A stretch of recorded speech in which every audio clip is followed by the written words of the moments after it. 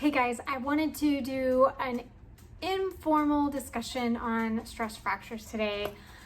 This is something that I hate the idea of stress fractures, but I know they happen. They're a super common issue with runners.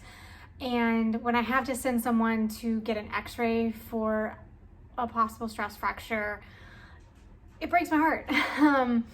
So I wanted to discuss those a little bit today. I have had 2 runners within the last year that I evaluated and had to send them on to their doctor. And both of them started with x-rays for imaging, and that's typically the first line of defense with a stress fracture, to see if there is any change in the bone. Now, if the stress fracture is not something that's been, or the stress reaction hasn't been going on for very long, you may not see anything on the x-ray. But if it has been going on for a while, the runner's been dealing with some pain in the shin, or focal pain or specific area pain for a while, you may even see that reaction changing in the x-ray. But if we don't see anything in the x-ray, what typically happens is the doctor will follow up with an MRI, and that is the gold standard for detecting a stress fracture.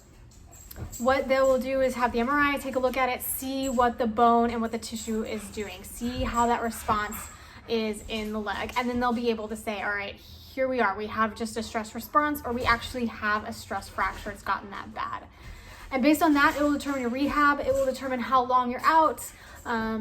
Most doctors will put you in a boot, but each ortho will address it a little differently. But the thing is, make sure you address these things sooner.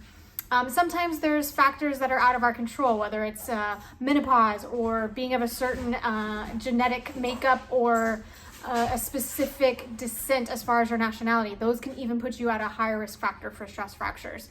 But there's other things that we can control, like your training load, how quickly you get your mileage back up after an injury, how quickly you increase your mileage for a marathon or a half marathon. Training load is huge for being a risk factor for that stress fracture and for that injury. So make sure you load appropriately. Check with your coach. Feel free to reach out to me if you have any questions about your loading and how much stress you're putting through your legs, because that is going to impact you. Now, some people will say, hey, you're a heel striker, that's why you're getting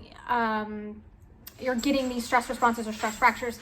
That is possible. So that may be something that we need to address, is maybe changing your foot strike. But one thing that typically happens is that you're a heel striker and you're overstriding. So your braking forces are huge. All those forces going up through your tibia and through your femur are huge because you're reaching out way too far in front of you. So even if you are a heel striker, that doesn't mean you absolutely have to change your strike. But we need to look at, are you overstriding? And do you have the strength in your muscles to absorb that eccentric force, or that, that ground reaction force as you're landing?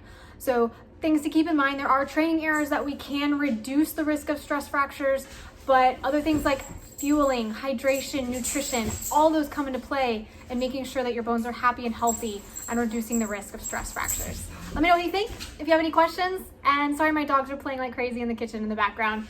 But I hope you guys have a great day and keep living that run life 1 mile at a time.